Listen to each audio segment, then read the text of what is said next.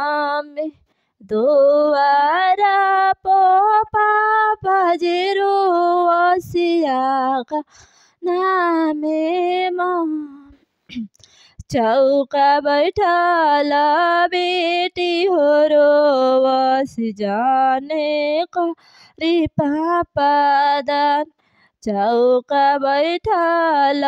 बेटी होरो वस जाने पापा करी दान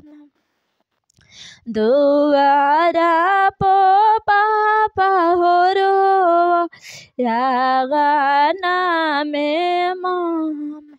चौका बैठल बेटी होरो वस जाने कर पादान चौका बैठल बेटी होरो वस जाने कर पादान दाना दिहाने दाही जहो दिहाने छतिया रखने पथल दाना दिहाने दाही जहो दिहाने छतिया रखने पथल सुंदर धियावा दान करबो सुबेरे करबो विदाय सुंदर धियावा दान करबो सुबेरे करबो विदाय जाने रोवा जाने होरो बेटी हो हमार जाने रोवा जाने होरो बेटी हो हमार तोहरा संग तोहर भैया हो जाई है तोहरा संग तोहर भैया हो जाई है नैना पोछहुलोर दुआरा पोचा चाहोरो आंगना में चाची दुआरा पर चाचा होरो आंगना में चाची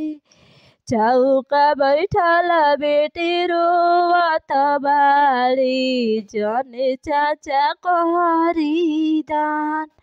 चौका बैठल बेटी रोवत बाड़ी जने चाचा करी दान आतना दही जहाँ देहाने हो बेटी आतना लाख दही जहो देहाने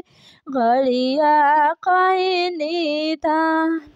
छतिया पथल रखी के हो बेटी तोहरा के करता निदान छतिया पथल रखी के हो बेटी तोहरा के करता निदान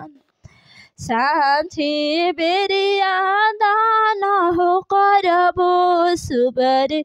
करबो विदाय तोहरा संग तोहर भैया के भेजबो पोछिला नैनालो तारी वजिया हो बेटी गावा गए संसार तारी वजिया हो बेटी गावा गए संसार।